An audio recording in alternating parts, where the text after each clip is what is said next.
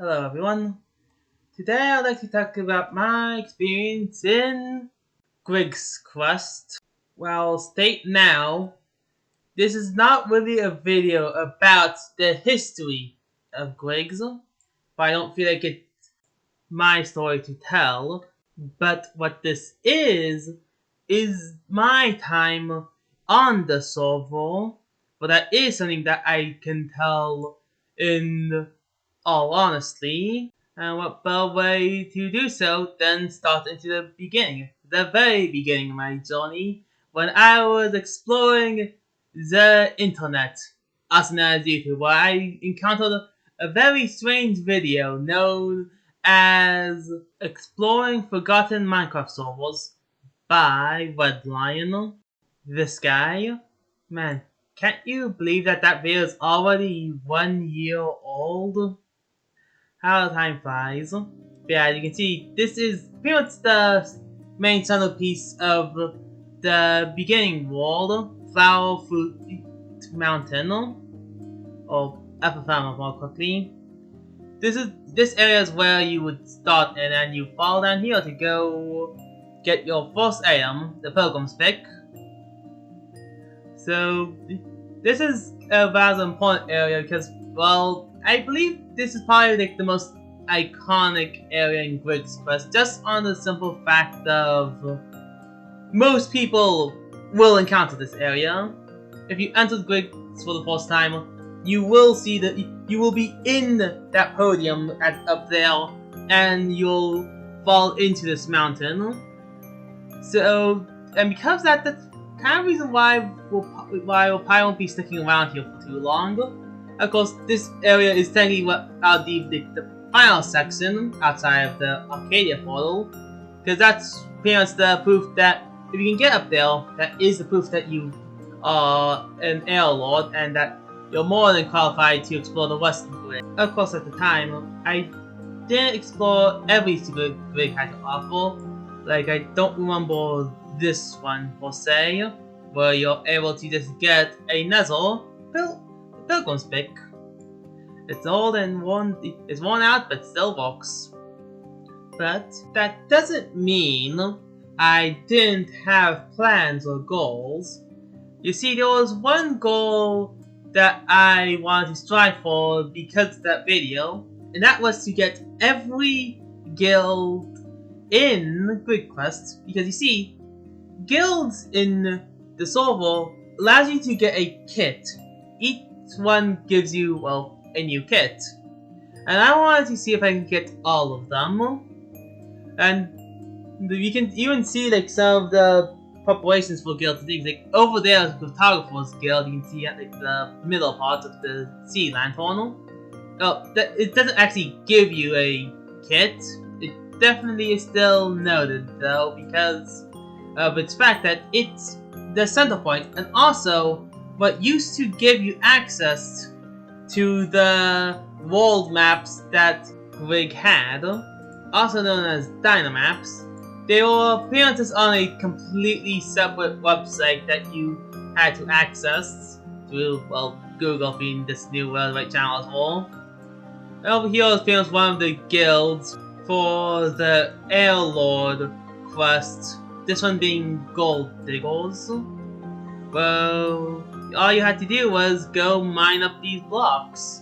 These were all surface egg blocks, which is important because you can't actually mine like pretty much the dirt or anything in the actual server. They are indestructible because they're made out of stone or something. I forgot the law reason, but there wasn't a reason. And over there will be something later, but I believe there are a few more things. For example, do you want to know what this entire ring circlet is?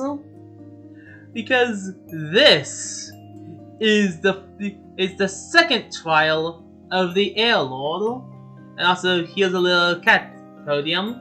There were some of these and helped you get another guild, cat purchasers. Yeah, purchasers. So yeah, Either yeah, that was a rest point for the second trial of climbing up these wings to get to the very center. Here was basically the middle of it, the House of the Air Lord. To even get access to these wings, you need to get 3 of those guilds. Although, luckily there was like more than 3 to begin with. Those like wheat farmers, the purchasers, the gold diggers, the goldsmiths, candlestick maker, Kotor, and the 4 compass guilds, also known as what I named the edge guilds because they're usually at the edge of the world, totaling around to what I would probably say 10 guilds in Flower Fruit Mountain alone, which might seem a lot, but I would say it's the smallest or second smallest world there is in Grigs, with the next world, Arcadia, being complicated. It's definitely, well, I would say it's the second largest world, but it's well small compared to the first largest still. But what made it up for is that it had a lot of things going for it, being, from my count at least, 87 guilds in total. But let's not get ahead of ourselves here. There's still one more important place to go to that has quite significance for not just everything that Grigs had to offer, but pretty much the second largest ongoing side quest outside of just the main story itself, and that is inside this building. For you see, this was the one, the only, drumroll please, the Sightseers Guild. Or, well, it wasn't actually a guild, but it was indeed important. For, if you want to all the landmarks with a special sign that you can activate, all the redstone lamps that you can see in this room would be turned on, allowing you to get access to a special room and pretty much the start of the Sightseer quest line. For you see, there's a lot of things going on, because this, as you see us be exploring everything of this thing. Yeah. Sadly, none of this works anymore because, well, server plugins were meant for server. The same goes with the map. For, well, the server is no longer up. But if you were to somehow able to complete the quest, you would be able to get access to this room, be able to teleport to the places that you've already been to, but more importantly, get a book, as well as all the lore and future knowledge of the 2 main characters of the story, the villain Park and our main quest giver, Grigs himself. But with that, you'll see that that is how far exactly that Sightseer quest truly goes. Another thing to note is that this place was always eternally day and no mobs used to spawn here, so yeah, that's gonna be important because effectively mobs were slowly added as we entered each location, starting with the next world. For after completing the main quest of the Golden Helm and the Gold Scepter, also known as a Golden Salvo, we can finally enter that next world that I'll continue of. And for those who haven't entered the server before, what I did there was pretty much what you're supposed to do. Basically, throw a gold scepter into that stone slab, and then a bridge at the end here should arrive.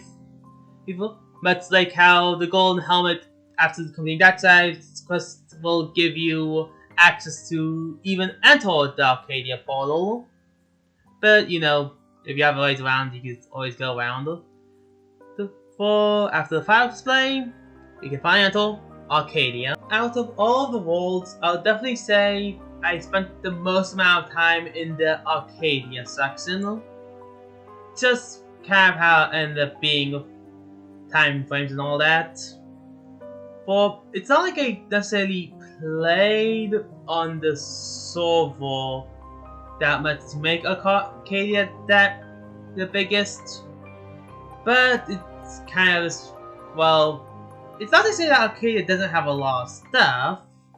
Like I said, when it comes to guilds, despite being like the battle only like, it's much bigger than Flowerfoot Mountain ever was.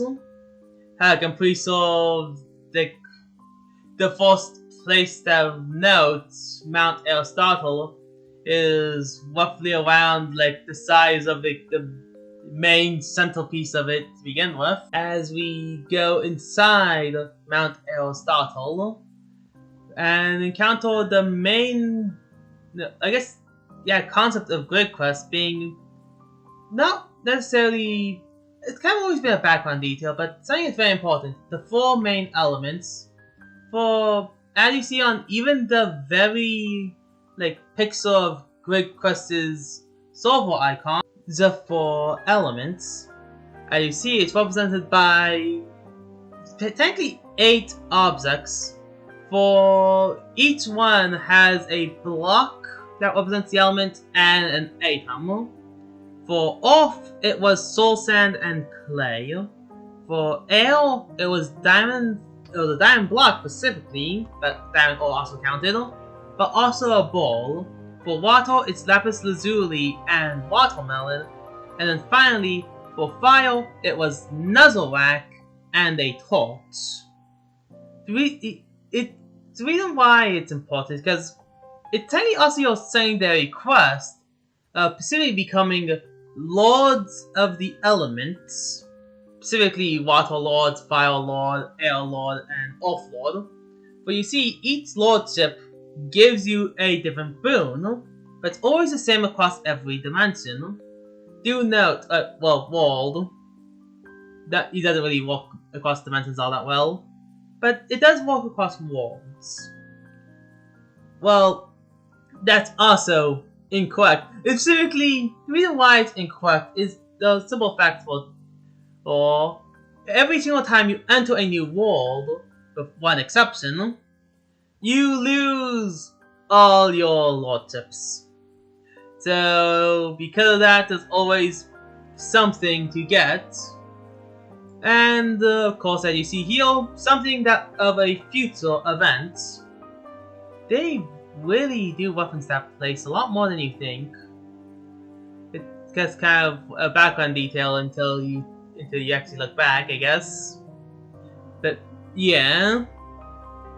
So, now that we actually... This is technically what I consider like the true beginning of Grigs, but since you weren't just given the free lordships like you were back in Flowerfoot Mountain. No, it's now no longer the Air Lord you have to get, it's all of them, and even a few new ones along the way as well.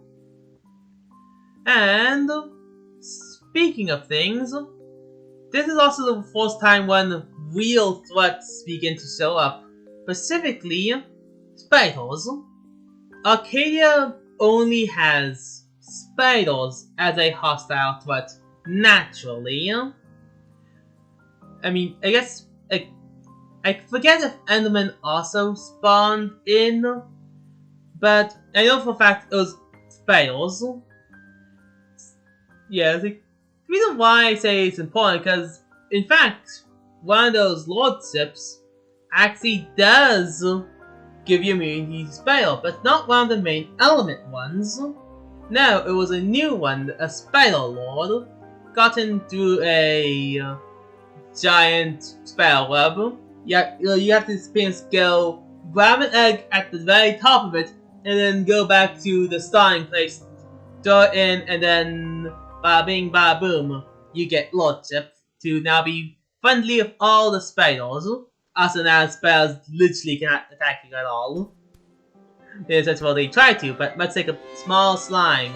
They do 0 damage, so just kind of laying down. This also is where I would say guilds start to become a lot more complicated. So we had some simple ones like the Carpenter Guild here, where just simply get 12 oak stairs and then you graduate to Carpenter status. Continuing on my eternal quest to collect every single guild. But there was also more complicated ones, like the Underdog, which pretty much has you go on a mini adventure dealing with 3 different enemy factions of the town that the Underdogs are put in. Or, oh yeah, Fire Attack was turned off with the individual walls as well, so yeah. I'll attempt to go fix that soon. This kind of had some problems that I didn't realize later. And also, me not understanding how Fire Attack works. It has to be fully capital. It's capital Fire, capital Tick, and also don't forget to make the lowercase do at the front. You know, I'm really glad they changed that in Mondays to make it as simple as just tabbing a few times and then the game rule is just implemented immediately without any more cause of distress of accidentally messing up, and for some reason the thing keeps saying, oh yes, so that's a legal command. I'm just going to not inform you that there is no such thing as a command since you typed it in correct enough. You can see that the files are still spreading. But sucks, but this is only a world download anyway. You can get a new one from the main Discord itself, but it's currently the only place that has the download. So I hope that there is in the works gonna be a single player world that at the very least reconnects all the worlds together. But I mean, I have faith in the person. In fact, they'll have a recurring character in my own saga as well. Although I feel like I'll explain more on that once I enter effectively the multiplayer section of everything.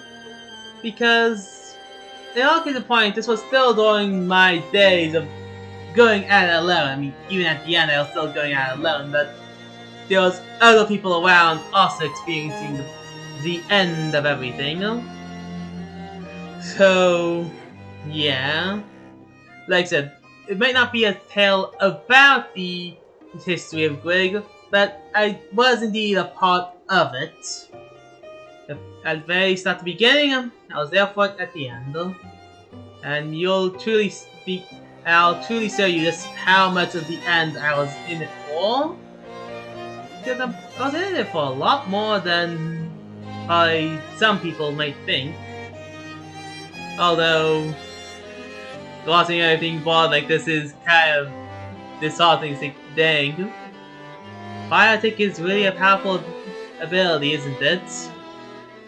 Because these used to be buildings for the Celtal Village, the village that I was exploring at this point in time. And another thing to note is these structures, the Sam's group shop things. The reason why that's important, because that was probably another quest line that gave you access to the workbench, which was, yes, another guild.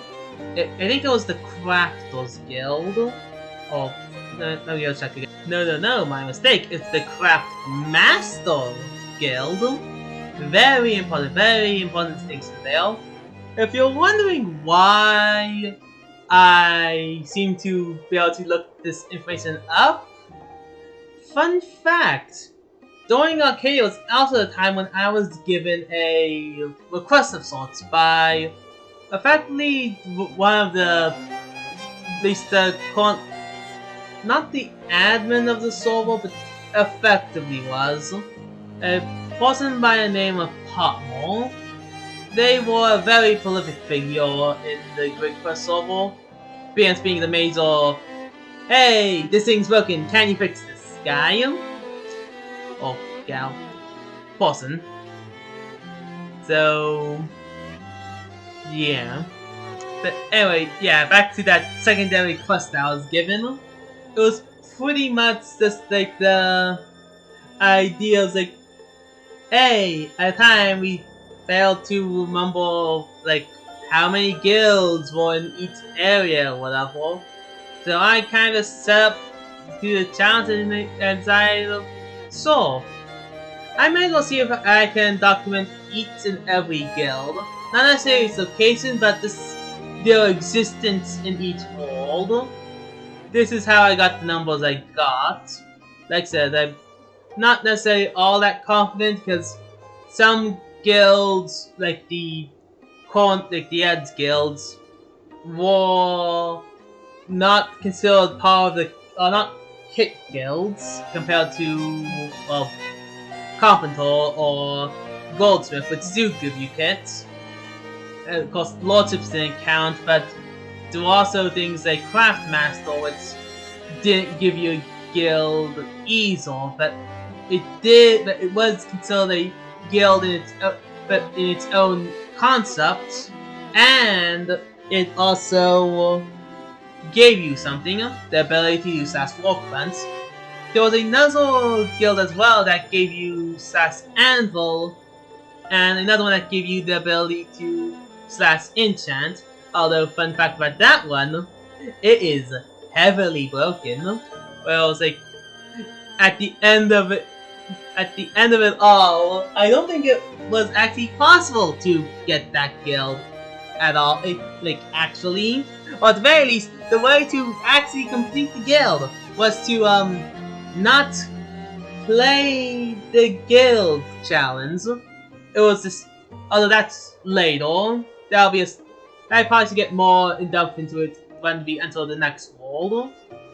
But anyway, another thing of note is simply the fact that while Arcadia was small, it's medium sized overall for Grigs styles, and honestly, I'll probably say it's rather big for, like, if you consider this for a rental map, Arcadia is really big.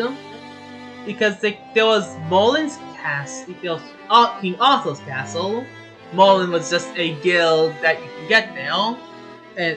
And then there was this one, which was the Wuzzle Underground system, which technically was connected to another side quest with the Sand Castle to get the Wuzzle powers from the Meteorologist Guild, which didn't actually give you the ability to do slash Wuzzle. It also gave you 3 items that you can then go back to the main Wuzzle location to go change the Wuzzle from there.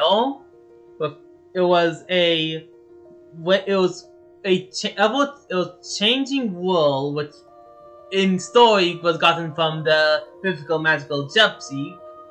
A sponge block, which was considered royal wool, and I think a wet sponge.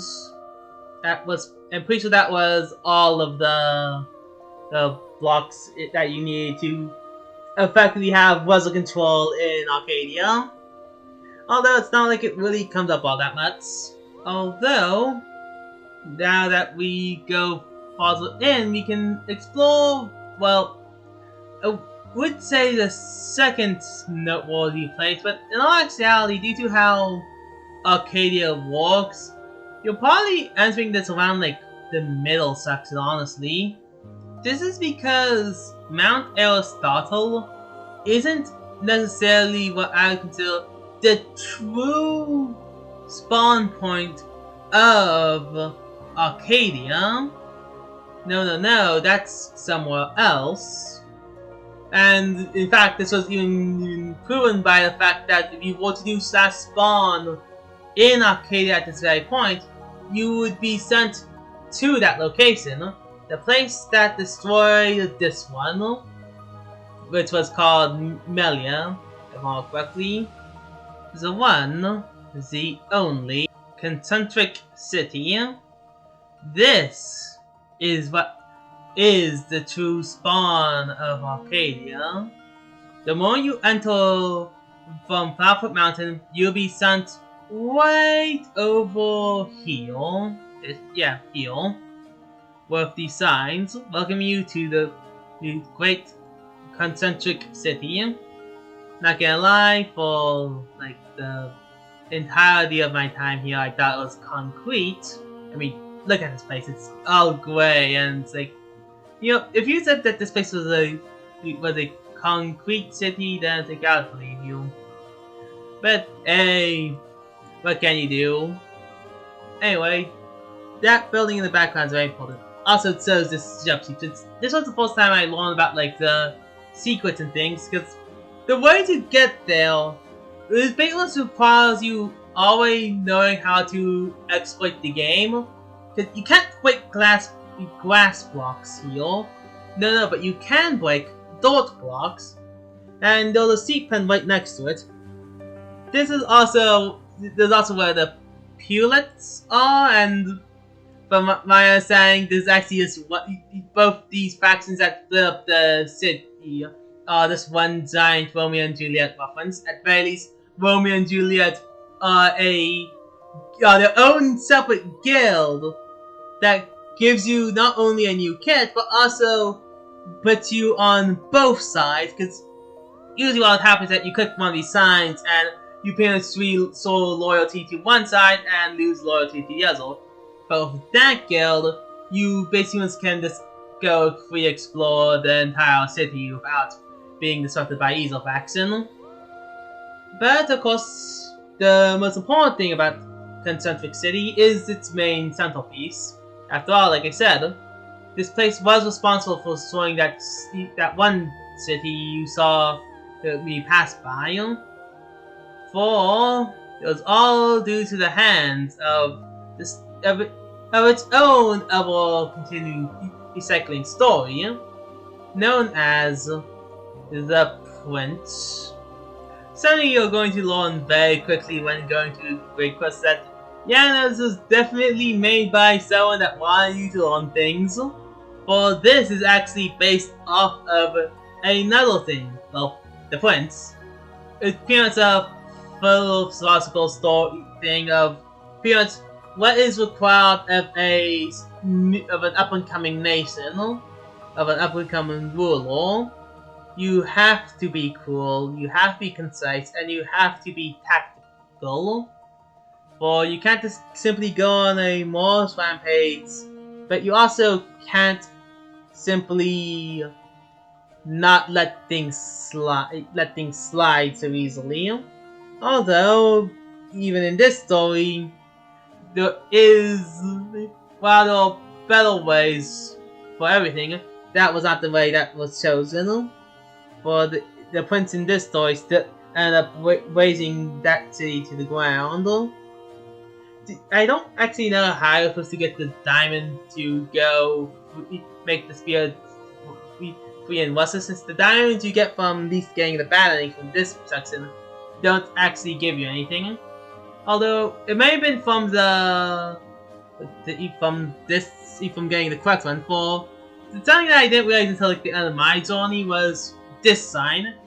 Ignore the technically these signs in general, but for there was one correct option. You got for while these signs things ignore the infidelity for as long as it's secret was the correct answer, because well, the prince of the story is not a good person, you must understand. And so the queen, I think was her name, or whatever the wife of the prince was named, did have an infidelity. Instead of many different actions, because your authority must never be questioned ever, you decide to effectively use it as blackmail. For if it were to ever get out, it would ruin the reputation of the queen. At least that's the story that you'll be telling. So yeah, that you get access to this section, the prince's domain. It's just a kind of like a hole. It's quite literally just a hole in the wall, it's just some cave section that was just left like this. And Fiona just says, "Congratulations, you're kind of a terrible person." For yeah, it's one of the things like at that time says that's because we forbid other people to drink doesn't mean we simply do ourselves. But I feel like it's flawed logic. That's not, that is technically how it goes, but that shouldn't be how it goes. It's like you should have belief in what you believe is right or wrong. You shouldn't just lie. You shouldn't just say one thing while do the other. And here is a opponent section, for this is the jousting ring. This is the first multiplayer section, and well, I technically met the first reoccurring person in my story of Johnny, Jumbo, the bee. They were the person that helped me complete the jousting side quest. And another thing to note that the jousting section is, as I say originally, also important, for this will be where we end off our journey. Oh, not this journey, but where the end of Grig took place.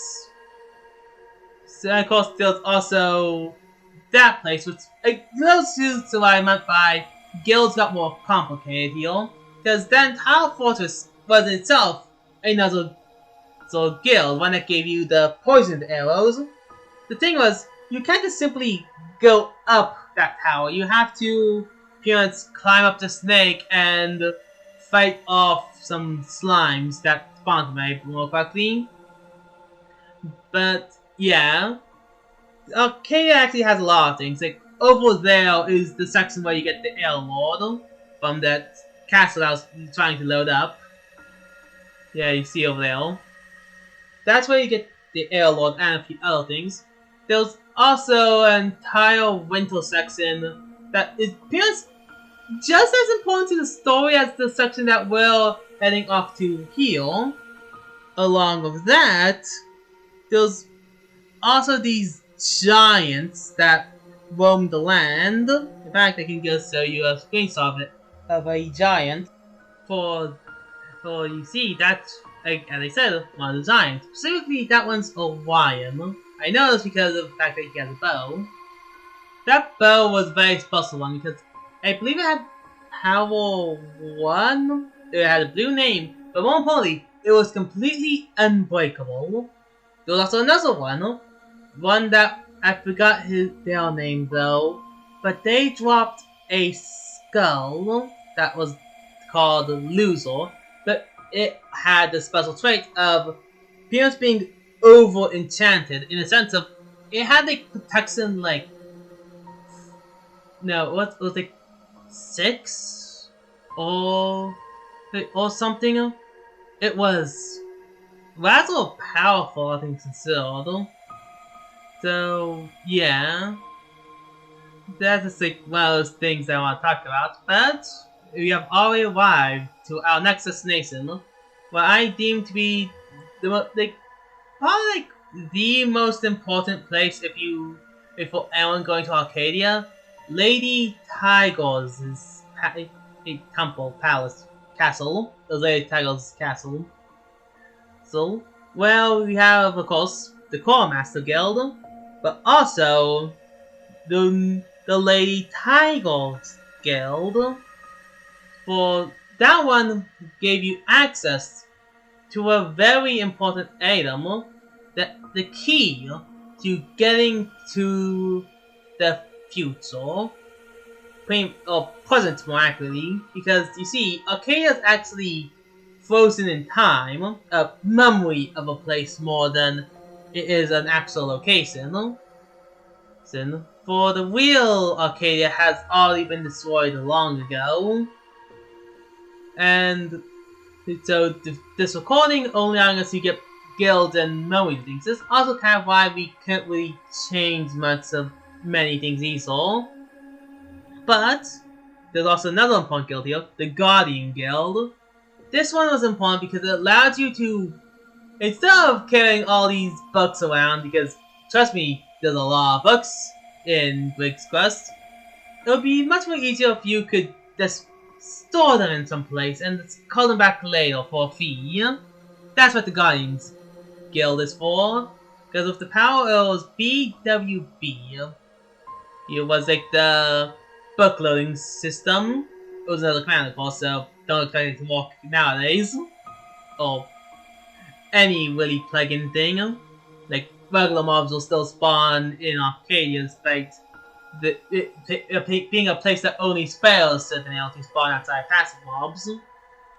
But, yeah. The important part is that this was the section where you get those items. For while there was the Winter Wizards who who was also an important person for the story, for the main story of Great Quest, being the first of Park's masters. The second was Lady Tiger herself. But you see, the Winter Wizard was experimenting with time, while C was experimenting with space. The problem, Park. Park used the fact that they were rivals to his advantage, and since he was already the apprentice of the one that distorted time, it was rather easy for him to gain the trust of Lady Tiger and gain the ability to manipulate both. So, and you must understand that Park's appearance the main villain of Great Quest, that's like just a fact there. And of course, that's the Fire Lord branding, where you have to go find, I believe it was a water entrance. You just go down there, and then you can go get Fire Lord, and then become immune to fire, so you can just go swim out of the lava. Or have a fire person to do that way. It's and here's the Spider Lord's domain that I was talking about earlier. But yeah, as I was saying, but so at this point in time, there's also kind of reason why we were in Falcon to begin with. The world that we came from was also destroyed by Park's actions, and getting access to power will also allow us to get to a effectively reflection of our original world, slash just a new world entirely for us to live at called Dalwinia. Naming schemes. But yeah. So pretty this is the birthplace of effectively all the major events that will begin to take place. So that's kind of reason why Arcadia is also important. Not only does it have a lot of things to do, there's a lot of things that was going on with it at the same time. So yeah, there are a lot of reasons why you should go follow the path or go off the beaten path. Don't forget to go explore every forest in Arcadia as well. For you still on a sightseeing quest, after all. Fun fact, while I was trying to go find the exit point of Arcadia, I also found one of the giant cells, speaking of earlier. I totally did not think I got the name of this one, but yeah, you see what I mean? Like, yeah, there was just like, I think there's 3 of these giants. One in like the winter section, one in the desert area, and then the forest area that Orion took place in. Either way, another drop that the Autumn sale was a diamond known as a giant soulstone and a Scastio known as a giant steels. So, yeah, again, these were very important creatures that his caravan killed because just kind of like one of those people, I guess. But yeah, it's like, I guess those giants also bring up another topic thing. It's like, Arcadia's also the fourth place to have something that I deem an unused location, or unfinished location, actually. For you see, there's this kind of this weird church building that kind of serves no purpose, and when you enter inside of it, there's this giant chasm under it was like, you could clearly tell a room's supposed to be here. But, speaking of giant things, but this one's more supposed to be here. We finally reached the destination that we were looking for. The giant volcano here. For this is the portal to Palimpsest.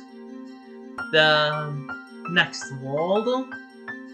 You can definitely see this. Like, it definitely is a lot less remarkable, yes, but compared to the giant Mount Aristotle, Concentrate City, or even Lady Tiger's Palace, it is kind of just a regular volcano from the distance.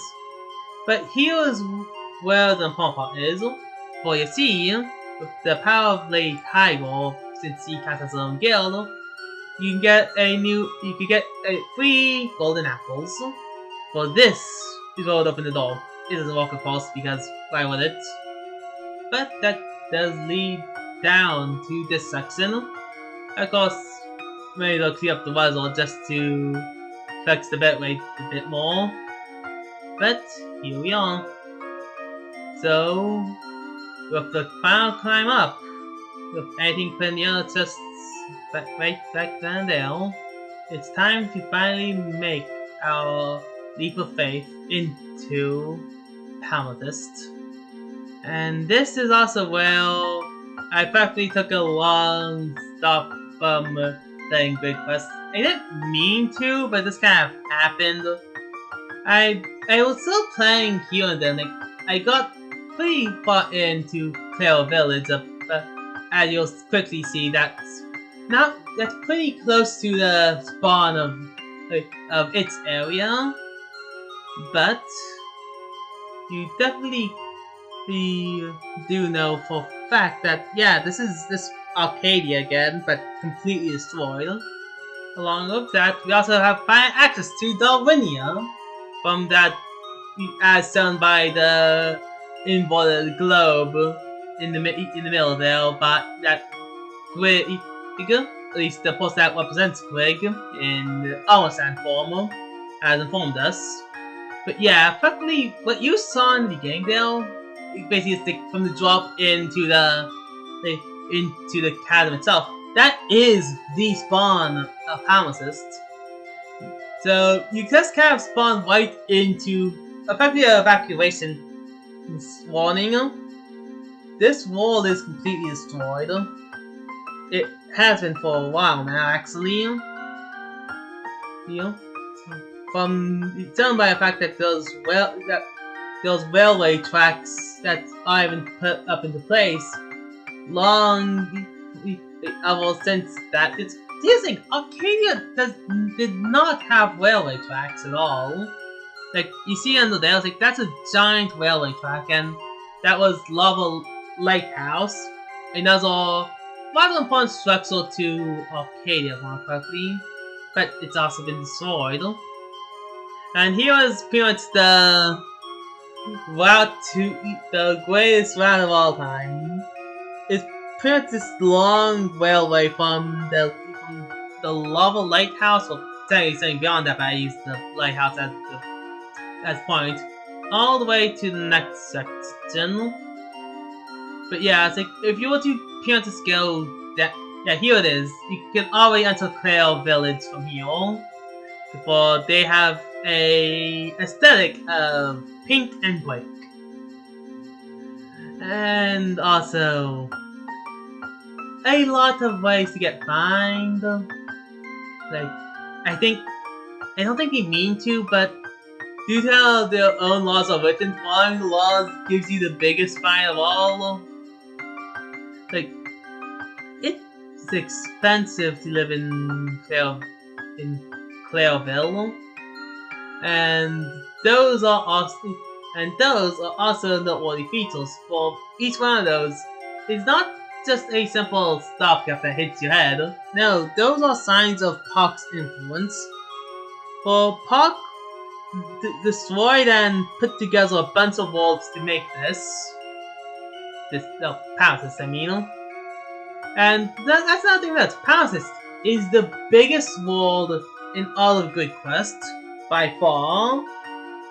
with the guild count being a grand total of 87. Yes, roughly around the same as Arcadia. You see what I mean by Arcadia?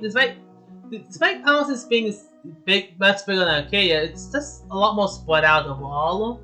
Although there's a lot more secrets, like for example, Excalibur can be found here somewhere.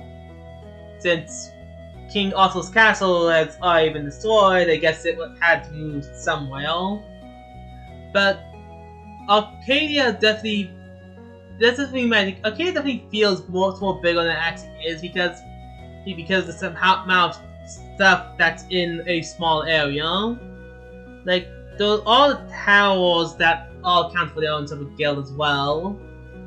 In Arcadia, Grig is the palaces area of Grig is much bigger. Definitely has long stretches of nothing. Well, at least it makes mountain climbing an interesting journey. You have been keeping up with your sightseeing after all, haven't you? And also, speaking of sightseeing, here's something that Hawk has added: his own religion, of his own dark, corrupted version of the elements. For he has also viewed the elements in his own light, of a more fiery direction, with I believe glowstone being air, nuzzle brick being off, I think nuzzle rock was still fire, and soul sand was what?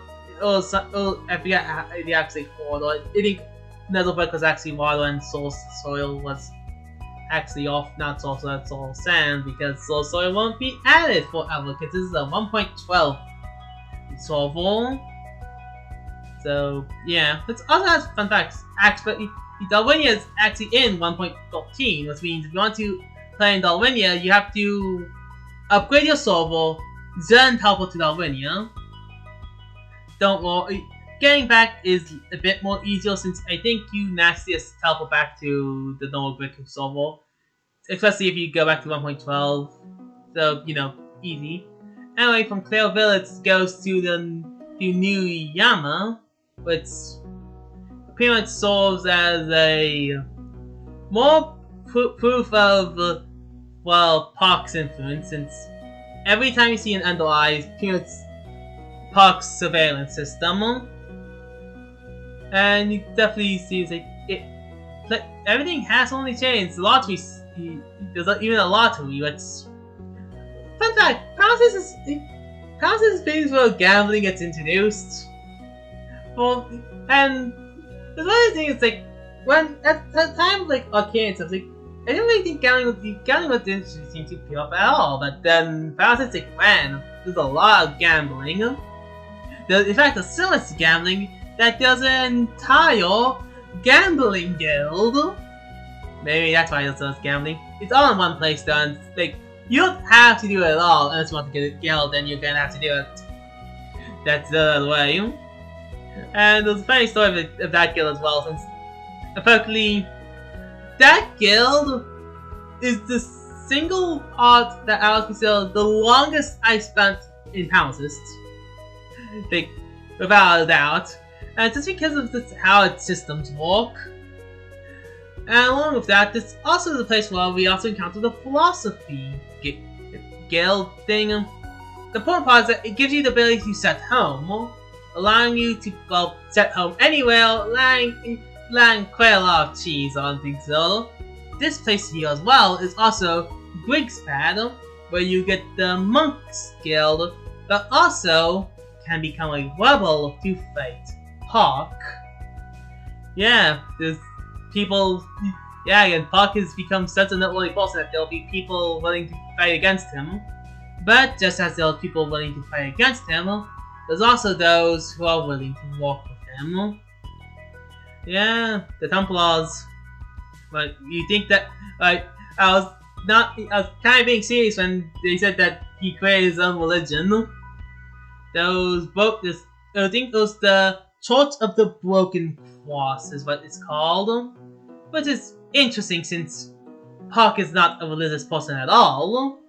In fact, as you'll learn in the next world, he denounces all ideologies that don't benefit him. And even then, the odds that all these he does believe in is a corrupted version of what it's actually supposed to be.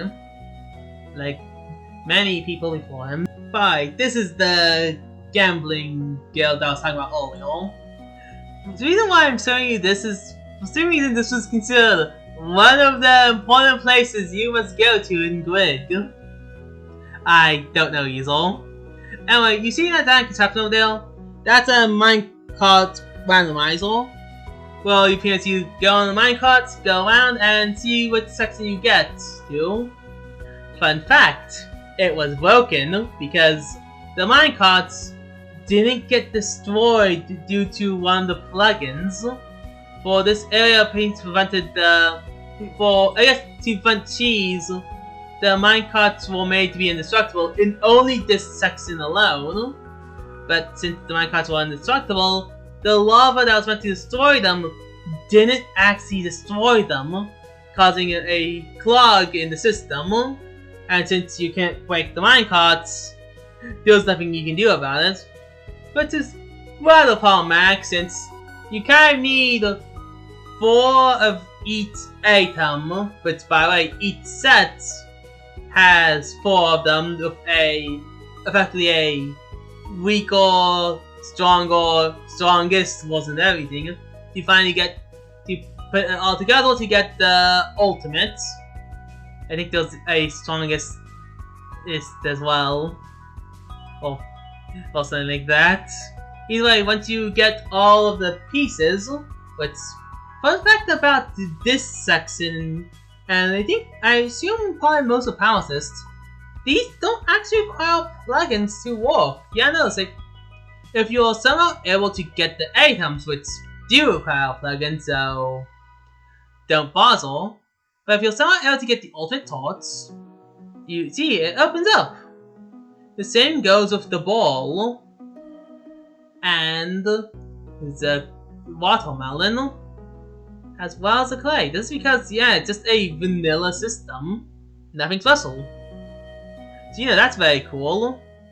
And you see also what I mean by the fact that the elements are still a weird thing here, but you'll still find the same 4 elements that appear everywhere. And here is just the final game of challenge, where you click on these one of these signs and you teleport somewhere and get across. And when I did this, I went to Wildville City. I don't actually know if this is actually random. Well, I know all the signs could do the same thing, but I picked the one in the back because it was the one on the back and it's important.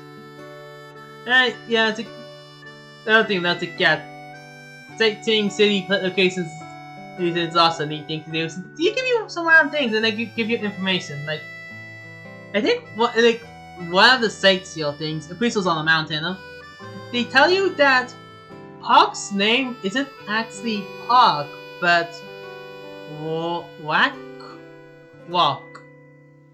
Yeah, it's strange. I have no idea if it's actually true. But if it is, then that's some deep lore for you. But besides that, there's also Politics is a big place. Well, it's not gonna be, well, I won't be able to show you all of it, and I feel like in line with my journeys here, we won't be sticking around here for too long.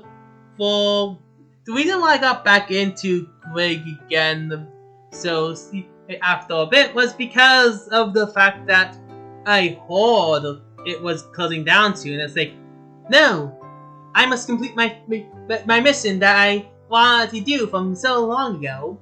And so, starting from, I believe it was March 1st. Actually, no, it was February 28th that the announcement was sent out. Wild. But I guess I had 2 more days than I realized, but it didn't really matter. It was appearance all of March. Well, appearance would stop at nothing but to complete my quest. With the first with each week effectively serving as an interlude. Well, no matter what, I'll continue the story afterwards, and this feels where my adventure truly began. Scavenging all of Pamethus to collect each guild and each lordship before finally preparing to go to face Puck's actions in a world that he's damned. Yeah, it was wild times. You could have been there. You should have been there. Well, it's not like you can't really change the past anymore. And heck, as this story has shown, there are consequences of changing the past if the past can even be changed. Like, yeah, and in Kalia, there was a story about a Princess Anna and the Winter Wizard. Well, he tried to get her for, but every timeline she died. Or at least that's how it goes. But you see, as shown by if you complete the Pumpkin Pie quest and another quest line, Anna did live. I guess that brings up a question. Did Anna truly die in every timeline? Or did she simply survive and hid away each and every time? Well, I guess we'll never know. But another location I want to check out was this place, because this place was also important to me. Since this is definitely one of those times where I was like, I was being kind of dumb, but I couldn't see that button that you see me press there for some reason. Either way, I had Park's help. I had Partner's help. No, Park's wouldn't help you at all. Why would you never trust Park? Partner was fine though. They're cool. But yeah, you see, it was simply like a series of puzzles and challenges. Like you use a bow, one chucks in, you uncover a lock key. I forget what this was. I wanna say there was something there, but I believe you could dig up sand in this part of the world. So yeah, I'm pretty sure the entire season was for you to go mine the sand out and you get the thing. That or there was supposed to be a sign there that gave you the thing. Either way, you pretty much go break the sand block and then the door opens. So letting you enter the secret passage and getting the Engineers Guild. So it's like, the reason why this is important because it was like one of the last few guilds that I got just because of how stuck I was on not seeing that one button. And yeah, here was just another part of the thing. And after that, you can go get the Engineers Guild. So we'll be ending this journey off a bit here as we go on to the next important place. Honestly, the place that will be more important to anyone else who ever joins Greg to begin with. The one of the Grand Chartreuse Guild. Okay, I'm pretty sure the people who actually know Greg are wondering or thinking, oh, you're going to talk about Radial City. Well, yeah, but this place also came to mind when I was thinking about that. Maybe because I guess it's the place that Chartreuse Guild is part of. The Chasm of the Prism. Well, it's just one of those. I guess it kind of shows you one of the more interesting locations of it, of Greg and all. It's because like, for much as there's these like buildings and things, there's still these strange, intricate places like the Enchantress's Island, which is pretty much made up of nothing but glass and some dirt and some glass blocks to put on top of that colored glass. Which also has a fun fact of you had to put a pig mask on because it's a reference to one Greek story about Odysseus. I think that's the name. But yeah, after some while you can see it in the horizon.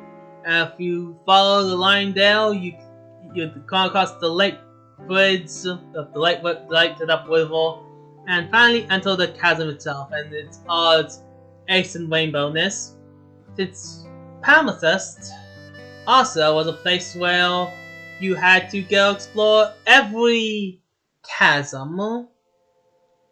Mountaineering was an ongoing journey that you should do everywhere you go, but exploring chasms is a Palimpsest specialty, you see. And with that leads to the next location. This kind of like in between Guardian section, as well as a few other locations, like the Tinkering section, which I believe it gave you. I forget what I actually gave you. I know that it was probably another long series of things that were actually broken that led me to feeling like I was #1 bug tester. Cause I'd go up to something, press a button, it didn't work. I tried to do the correct solution. The correct solution does not work because it's busted. Call for help. We tell person, so to partner. Partner realizes that it's indeed broken. Get it fixed, hopefully. Later on, probably figure I got broken by something else later. That's just kind of how it goes. But I mean, my main quest was to just completely discontinue things. And I see Musician Guild, but funny thing is like you had to go replay the bell that the sound that plays to that was to quote unquote put everything back to how it was. So yeah, that's kind of neat. There's also I'm thinking about all the guilds of Palimpsest. There's like there's a lot because even that castle that we went to, there's another guild that required you going around the world to collect 4 items that need to go be knighted by the royalty there. So yeah, there's also me finding that no, you can actually enter the middle path. You know what you're doing. You just have to go down to this path. It's just kind of a little path I found, but I mean, it definitely does make going to the bottom section, the top section actually, the highest point of radio, quite easy if I knew how it worked.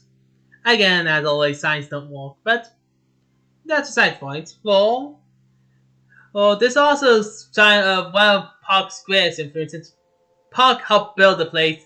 He just has an entire building dedicated to recruits and getting the Mignon Guild, which appears is swearing loyalty to Park. Well, he himself states that we can't serve 2 people. And well, as my tone has always been stated by Park, you should already understand that I agree with him, and that's why I was never planning on joining his side to begin with. But yeah, there's also about time I showed you what I mean by quotation marks on clean water. For as the drink just suction container system will show you, they've been putting hallucinogenics and uranium into the water stream. So yay. Did I forget to mention Park is like #1 unethical science guy? Like it's really shown when you enter Park's palace in Palimpsest, with its appearance a section that is all on its own, which sadly we don't really have much. They didn't have much time to record it because without the Dynamap system, I am very directionally challenged. But after completing Park's section on that, and you'd be teleported up to here in this room where you can buy a few more items, get access to I think the down block selling and stuff, which is like very valuable. But more importantly, we finally get to access the place that Park has damned, the one, the only corrupted Taina. How do you pronounce it? Let's look it up. But as you see, outside the fact that the spawn is definitely incorrect, China is a much more destroyed place than Palimpsest ever was. While Palimpsest was a series of downward up worlds, at least its entire water wasn't replaced with lava. This was all caused by the fact that Park used the power of racism, and because China had a problem with Endermen, also known as Enderpeeps. I forgot the reason why. This kind of showed up here a lot. I'm pretty sure they are trying to make communications that when you can't speak the language, you kind of have bigger problems. But yeah, we're calling in the outskirts. Like that part should not be and we're creating new chunks as we're going here, so that's kind of like a thing that happened there.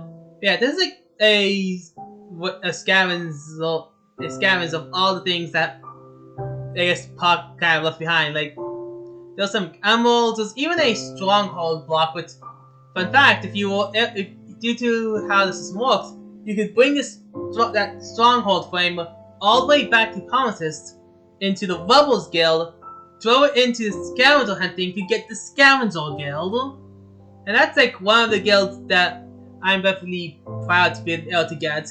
Although it does seem like it was a once for reset type thing, so that was.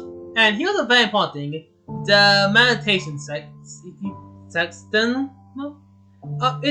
That's important too if you want to get from if you want to fix corrupted Titania. I don't like keep on saying Palimpsest, it's Titania. But yeah, you see that this entire place is just lava. Although there is a giant underwater aquifer connected somewhere that leads to the final Rebel base. Well, say Rebel base, but it's kind of stronghold. The strongholds are effectively Rebel bases in Quest World. Well, parents, if you know how to use Ender Eyes or the strongholds, you can pretty much go to every single Rebel base. Although the Rebels are aligned with the Endermen are nebulous. Let's just say not all of them are. But this is pretty much where all the hostile mobs really start spawning in. There would be Palimpsest already has had every single hostile mob, or demons as they were called, since the only natural hostile mob was spiders.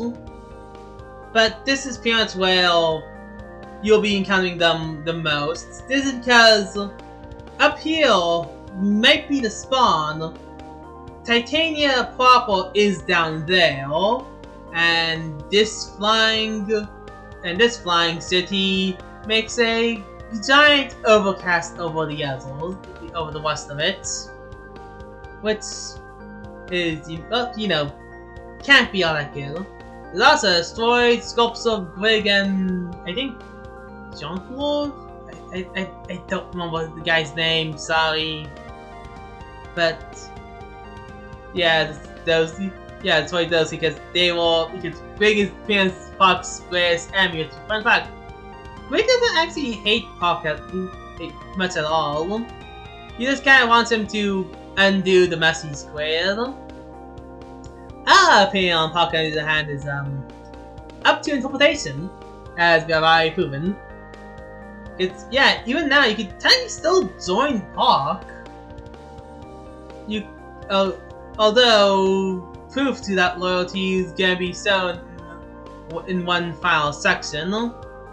But before we go there, let's explore the rest of Titania and explain this side of my story. But I'd definitely say Tana was definitely pretty much the proof that I could definitely complete my mission here. Because by the time I got here, outside of a few guilds that were either broken or I just had a hard time understanding, Titania was the part where I was like, oh wait, here was everything.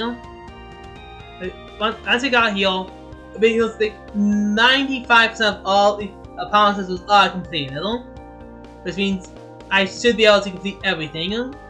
And And now it's time to go finish that. Also, you see all the fan art of the pixel art of a bunch of characters.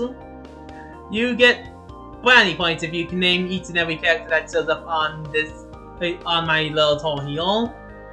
Yeah, also about like each one of these buildings is based on an ideology or religion, and the glass building is Park's ideas.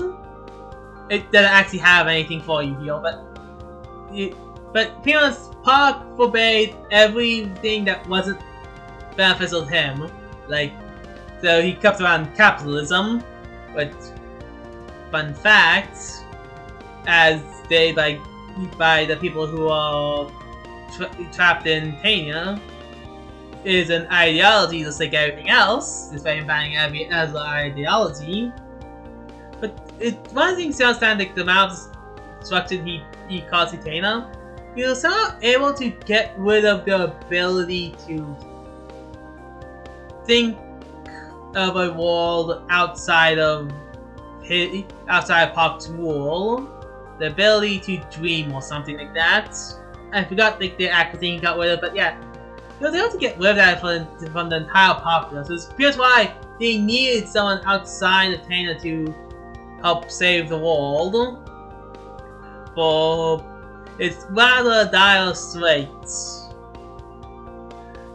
of everything it goes. And also, this is what I mean by it's like this whole place has been referenced since Arcadia. Heck, even like Southwood Mountain had a portal here, I believe. It's either to heal or Amethyst. But yeah, it's like this is basically where it's all building up to. Basically, Park's final bastion or whatever this place actually would be. Well, we'll have to go relearn all the ideologies and go to the next world, the Netherland. To get to there, we'll need to go to the endpoint of this world. But despite what I said about what Park will do, there's still a world facts in here. But more importantly, this is famous the first time you can actually greet the Endor peeps. For both factions have a special section you can do if you complete the rocket side quest. So basically you go to the Park's rocket, grab an egg from the bubble thing, and then throw it into the main engine key after it's already flying to blow it up. Yemen will go rescue you and ask if you want to be an ambassador for them. You can decline and become a revolutionary, or accept and become an extraterrestrial.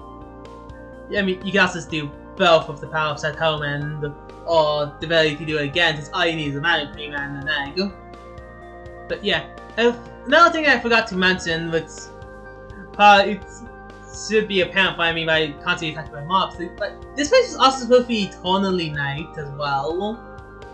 I kind of just forgot about that when recording this section, but yeah, it's like it is this dark, gloomy place with lava in the outside, a prison for those who remain on the bottom, and an analogy to Park's nonsense.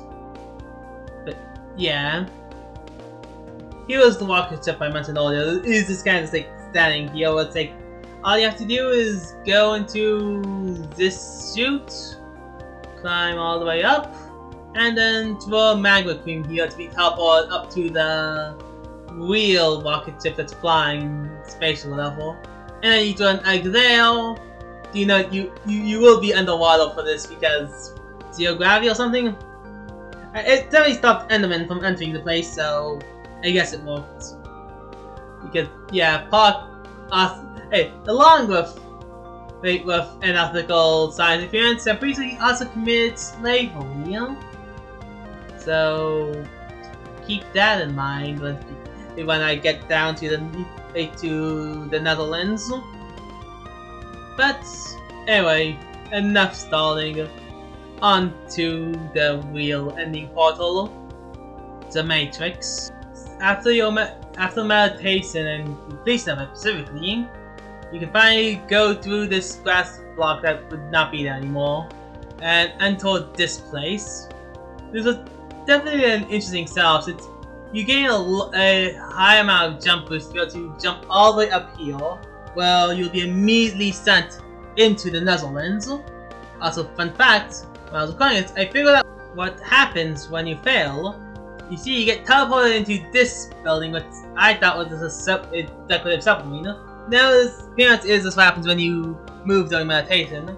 I never did move because I used the power of chat commands to basically prevent myself from doing so. Anyway, enough backtracking. Welcome to the Netherlands. Note, when you enter this place in Grid Quest, because of how we enter it, there is no portal back to Craftitania. It's a one-way trip. And this is appearance. The reason why I brought up everything about Park here when I did, it's to tell you the nature of why Park is a jerk and to not and why we should pick his side. The entire Netherlands experience his domain. He alone has the ability to give you the only lordship in this land, Nether Lordship. And the way he does it is by trying to convince you that it's a great honor to be a lord of the Nether, as well as commanding those that are loyal to him to kill and stop the progress of any pilgrims that are able to get this far. For in one of these fortresses, the Fortress of the Mind specifically, there's a way to undo what he's done, and I don't actually know what happens to Park, but he loses, and that being all that matters. But in that same aspect, if someone who wants to be loyal to Park gets hand of a Seed of Imagination, they too can also enter this location. The very same one that the pilgrims are trying to, but instead destroy it and become a Nether Lord. The choice is up to you. After all, this is Park's final gambit. But for matters as exploring Park's palace here, a place that I never entered to at all during my time, is near and all. I think it's about time I went to a place that I did go to, but not the Mind Force. No, something that's much more closer to the post game, and someplace that I had help refining again. I have to go thank Game Nator and I guess Jumbo for helping me find this place. With Game helping me find it was in the west-southwest location of the Netherlands. For the Netherlands itself is already kind of weird since the map was bigger than the Netherlands itself. It isn't entirely the Netherlands and how much is explored. Also, General Settles over there. And it's like, why? No matter. I found a place in time. So that besides the place of the is called the noteworthy place of this a statue of someone explaining how we even got to Netherlands in the first place. Because remember, we did understand every single religion and philosophy. So if you combine every philosophy together, you get immediately sent to hell. I mean, it makes sense if you think about it. If everything is wrong, then what other options do you have left? But do not falter. At least I did not falter. I did not falter when I completed this quest. But as I said, it's on to something completely different. The post-game location, known as the Buddha Host's fortress, you tell that it's dramatically different from everything else in the Nether, for it's the only place with water, and the Nether fortresses, by the way, is a real Nether fortress. Wither skeletons will spawn here, as you'll see. It is completely made out of Nether quartz. There's grass and soul sand patches. It's a place that is a distinct contrast from everything else. No worry by the fact that this pillow, this pillow is here. You see, this pillow doesn't simply appear here. It appears in every fortress, for it helps both those of the pilgrims and the Templars of Park. For the entire basis of the cycle is simply being, well, a genuine good person, willing to help anyone that's in dire straits or in trouble. Which also leads to part 5 of why Park's a terrible person. He doesn't really help anyone, not even his Templars. Heck, Nether Lordship itself only lasts for like an hour or so before you have to replenish it. Along with that, it might as well tell you the nature of Titania itself, particularly corrupted. For out of all the guilds, there's only 23. It's roughly only slightly bigger than Flatfoot Mountain was. The reason why I bring this up is because of the fact that, well, I guess Titania itself has always been small since, because I'm going to tell you here right now, we get to restore it later. Well, after completing the Netherland quest, 23 total guilds as well. But that also kind of means that, no, Park only made the place Warsaw. He didn't actually add new places. He didn't make new jobs or guilds. No, he just replaced the old ones and made the place Warsaw to live in. This is also exacerbated by the Netherland itself, where it only has 6 total guilds. By the way, each guild was meant to be an incentive for why you want to stay here. Up to the Nether Planter, Nether Builder, Nether Quartzer, Nether Glower, Nether Burner, and Nether Breaker. The mine does not have a guild, for it is the endpoint in which everything is staged. And the Buddha is not a guild it's not a guild period actually. It is its own separate thing that traverses all 3 lands, starting from the restored world back to Netherlands, and then finally back. No, it was the restored world, then corrupted, then back to the Netherlands, giving you access to all 3 dimensions and all 3 time frames. For you can be, for generosity is needed everywhere, even in the pits of hell or I ruined the land. It's, you know, life lessons. And speaking of life lessons, is also kind of that there as well. I'd put that in somewhere. But yeah, I guess as we explore this fortress, or for however long I feel like we will be, I might as well discuss Parents' probably don't need to pound this, because it's rather an interesting one. This was definitely the moment where I met the most amount of people, mainly because everyone was exploring Great Quest one last time for the end, or at least, well, not everyone, but everyone that was still relatively on the server.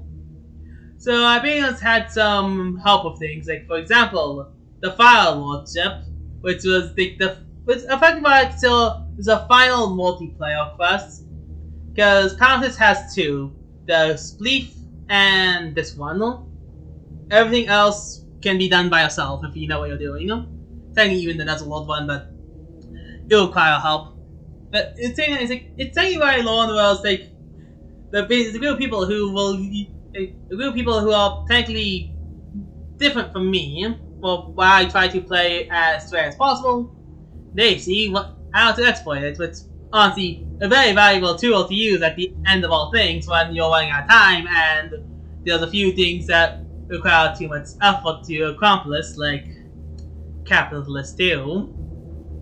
But the Netherlord one, technically the first one where I really learned of this side, because simply put, Netherlord has this feat so well. To get it, you must sacrifice something, and this is represented by your sins. You know, pride, greed, wrath, etc., etc. Anyway, the important part is that I picked wrath, which removes a few combat-related ones, but also removes my ability to hit mobs at all. That was just like an interesting thing to for me to deal with for a time. Of course, there was a temple on the other side of the map that allowed you to restore your ability to fight things, because fighting things will always be important. Sometimes you just gotta stand your ground and do what's right. But for the time that I was doing that, especially when I was regaining my ability to fight back, it was one of those interesting things. Because something else note that Restored Tania and Corrupted Tania itself entirely does not have lordships. No. Instead, Corrupted Tania has nothing because Puck stole all of them because he's Puck. And Restored Tania only reflects all the lordships you got from Palmafist, which also meant that if I didn't cure myself of the inability to fight back, I wouldn't be able to fight in Restored Tania as the Easel. And that's like an interesting thing to know about that. Of course, there's a lot less reason to fight in Restored Tania over Corrupted Tania anyway, so it's fine. And also, to show you just how much water has actually been like flooded, I'm pretty sure they converted the entire every lava source into water in the Buddha Phosphor area. Well, anyway, here's what is saying was the important part for the Netherland quest to begin with: the Fortress of the Mind. Well, we can finally see. Well, we can end the Puck's reign or become a Netherlord forevermore. And it's all in the central chamber, where you can drop the seed of imagination in. It doesn't really matter what side you're going to. The correct answer is to throw the seed of imagination in, because then from there you pick signs in the central area that I'll show you later, and please pick the side there. But yeah, if you're wondering, the seed of imagination is actually a dragon egg. It's the only way to actually get dragon eggs in this world as well. So once again, the reminder, this is 1.12.2. You can't get a dragon egg, not even through Craven. You have to give yourself a dragon egg if you know the command. But yeah, during my journey here, I discovered something kind of massive, just like above spawn, as you'll see. This giant lotus flower of these downline parts. By the way, this is not the first time I've seen this lotus flower before. No. But I saw it somewhat completely different. It was Tania off to the side. Which means only to be clear that this lotus flower is the greatest secret of all time. It's this giant glass structure that's never used twice. Although I believe this one might be used for the alternative ending. Yeah, I mean, I don't think Grigs was that much of a joke to fight someone who joined the Netherlordship to get access to at least the Buddha Foster stuff. I don't actually know if it's even possible to get to Restored Tania from this path, but I do know that there's a lot more going on than meets the eye. But yeah, it's just like this lotus flower in the middle of everything. It's wild. It's weird. Like the downlines are made of cobwebs and everything. And just kind of here, just one more grand mystery for me to uncover late into the journey. Well, yeah. Anyway, back to the final section of the world. Here it is. After drawing in the dragon egg of also known as your imagination, it would be renamed to the imagination when if you want to actually do it. You have your choice. You can transform Titania Begins or renounce Grig and hail Park as Lord and become the Netherlord forevermore, or to leave the Netherlands forever. Yeah. And with that, I mean, I picked the side of Greg. I'm not going. After everything I said about Park, did you really think I was going to join him? No, of course not. But the fact that you can even join him in the first place is honestly rather neat. But yeah, the appearance won't be much fanfare when you enter Restored Tenure either. But once again, this is not the spawn you'll see. No. The spawn of Restored Tenure is something much more different and turning out to itself a lot more grand than where we came from. I also use the Floors 2 guild, which was a complicated one. Definitely one of the more complicated guilds because you have to learn how to decipher codes and things. But of course, we then have Restored Tenure as well. See, it literally is just Corrupted Tenure, but better, brighter. I'm pretty sure this place never turns night compared to Corrupted's Always Night. And here it is, the spawn of the world, you'll first join in once you complete your mission. And just so you just take the scale of everything, let me go up my chunks and just show you how big the place is. Because even the best that my device can do, we still can't even see all of it. But that's not all I wanted to talk about as well. For while the journey might be over, there's still a few more guilds, and more importantly, I need help trying to get the last remaining one. A partner who helped me fix things whenever something broke.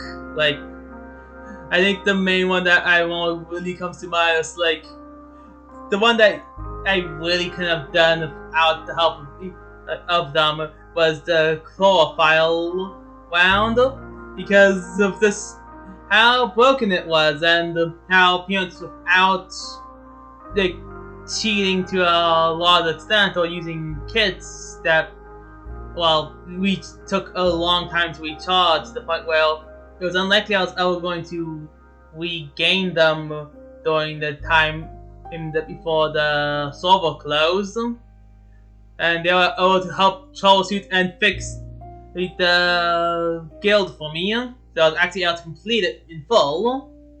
Of course, there's also Gaminator, who helped me learn how to cheese the ones that were functional, but let's just say not all that well designed for a server coming to a close. As I stated, of Capitalist 2, because that one's main gimmick was removing all the guilds you had in hand before getting it. Without its help, I probably would have never been able to actually complete the list entirely. And Jumbo to help me, who basically was like the main one who helped me collect like the 2 mini game guilds, especially Joust and also Magma, who was a big help with me getting quest solutions when I needed them, especially with Floors 2 and Clay Master 2. Without them, I really couldn't have been able to complete my mission, so thank you. I might not have been around, but I'm glad that they were able to help me when I was around. And of course, thank you everyone else who helped contribute to this great server. As we reached the most important part of one of the most important parts. For you see, remember when I said to go talk when I said that in the quest we would go to every city, every forest, and the mountains and things and just go sightseeing, here it is. The pinnacle of that journey, from the very beginning all the way to here, this is what's been leading up. It's truly only one of those side quests that can only be done on a server like this. With so many worlds to explore and things, well, it's unlikely that some people would actually bother to do it. But then there'll be people like me who go to all of it to accomplish every single task. As you see, it's like this one's pretty completed with almost all of the redstone lamps activated.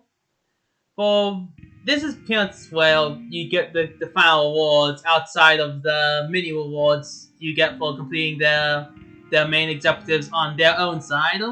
One for mountains, one for forests, one for cities, and I believe the chasm one was on the other section. I could be misremembering. Let me go check real quick. Yeah, chasms. And in the middle is your reward for getting 100% completion on all sightseer quests. The power to, well, if I actually go down, of course, me to try to tell you, yeah, it's still broken. The power to fly. Yeah, if you complete the sightseer quest line, you just got the ability to do /fly anywhere that isn't Titania. Again, pause being paused. Now, why I wanted to make this video and why I'm effectively trying to post this video at June 30th.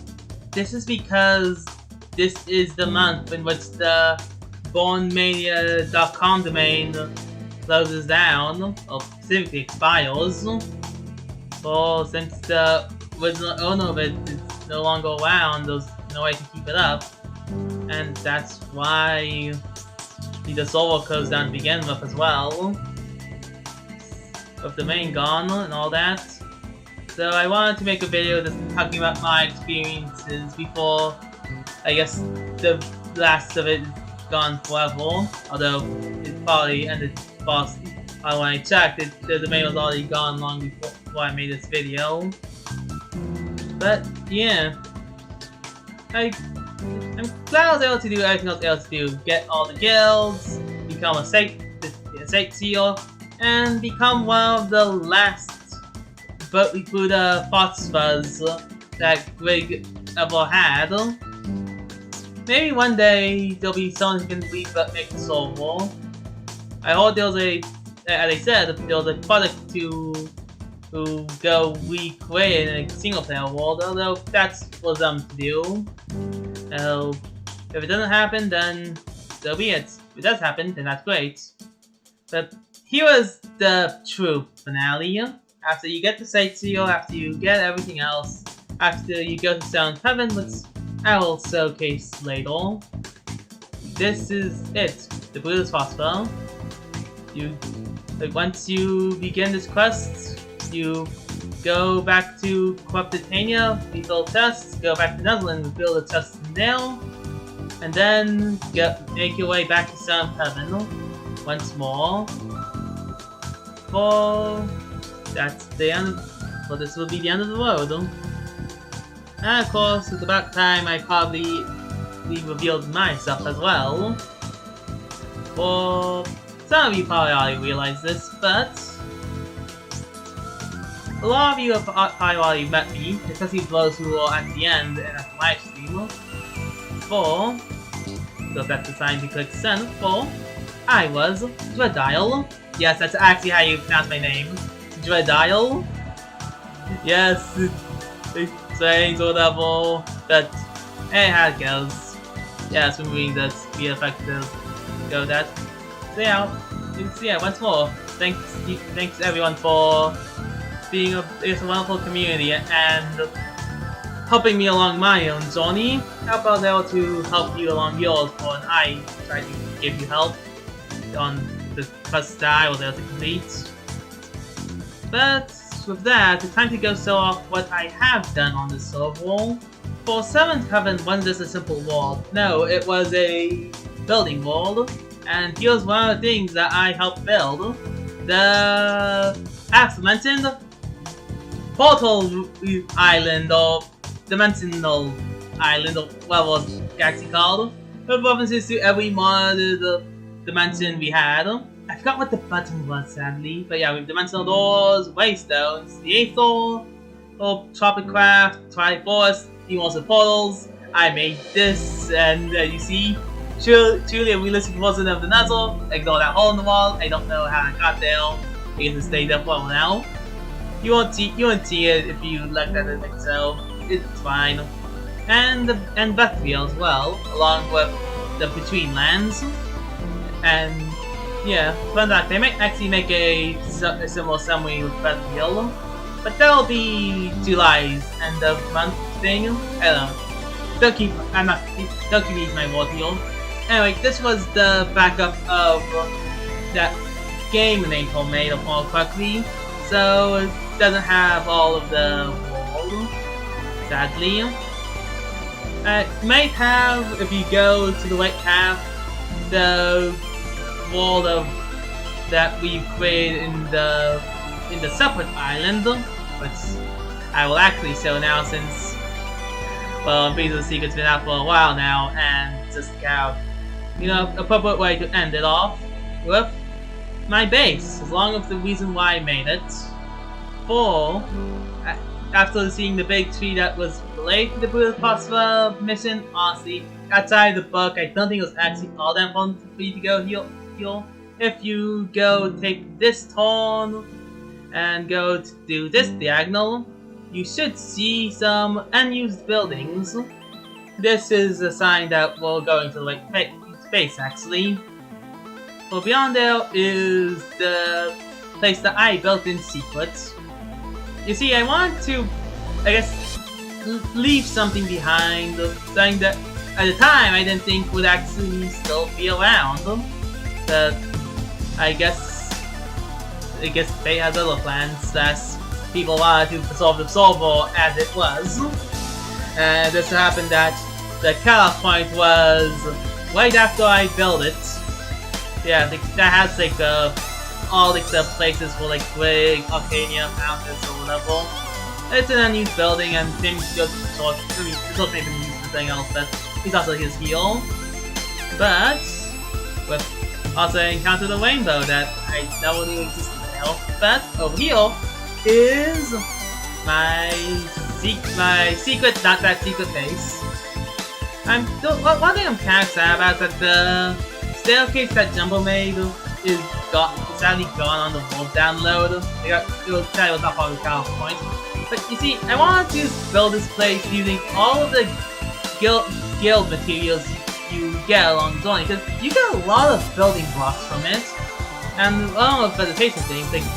I use mycelium blocks to help grow these two plants, trees here, mushrooms, and other trees as well. Yeah. I can't remember what each guild I used to make each thing, but yeah. And yeah, here's the bee that Jumbo made. Like I said, I'm sad that the bread sadly didn't get put in. It was sadly cut out. In fact, I even have a screenshot I can show it here. It's sadly not the complete screenshot of it.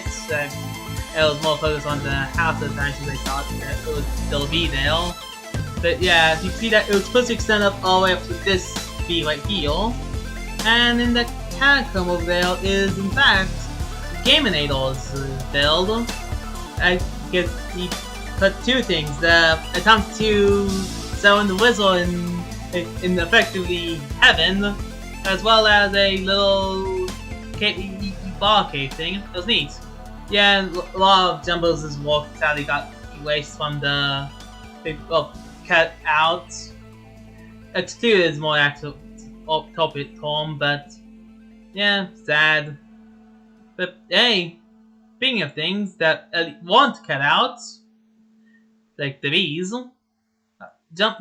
Gameo's book. I found it.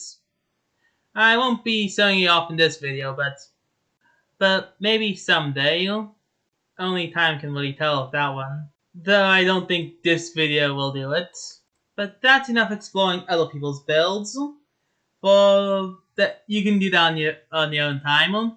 The download for the world files is still around, and if you know how plugins work, you can probably solve it yourself. But here's the final thing that I made: this secret room. Well, it contains a lot of the items you also can get from kits and stuff, including colors, and my own book that I made. I also won't be showing you it because it's a secret book. It's meant for secrets. So with that, we end off this video. Thank you all so much for watching. I don't necessarily know if I will be doing this again, but I hope you enjoyed. But there is one last thing I want to show. I might not have taken many screenshots. I did take a screenshot of this. This is the photo of the last people on the server. And with that, we are off the video. Thank you so much for watching.